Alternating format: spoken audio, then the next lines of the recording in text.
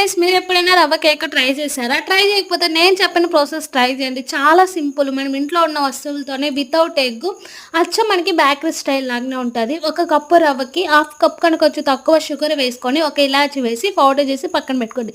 ఇప్పుడు ఒక బౌల్ తీసుకొని హాఫ్ కప్పు పెరుగు, హాఫ్ కప్పు మిల్క్, 1/4 కప్పు ఘీ వేసి బాగా మిక్స్ చేసి ఆల్రెడీ పౌడర్ ఉంది కదా! సో, అది కూడా వేసి బాగా కలుపుకొని కొంచెం గట్టిగా అనిపిస్తే మిల్క్ వేయండి. బాగా కలిపి మూత పెట్టి ఒక 10 మినిట్స్ వదిలేయండి. తర్వాత మనం కొంచెం సోడా, ఇడ్లీ సోడా ఉంటది కదా! సో, అది వేసి మిల్క్ వేసి నేను చూపించిన కన్సిస్టెన్సీ అయితే సరిపోతుంది. బాగా కలపాలి. సో, ఆల్రెడీ మనం ఒక ముందుగానే 10 మినిట్స్ ముందు ఫ్రీ హీట్ చేసి పెట్టుకోండాలి.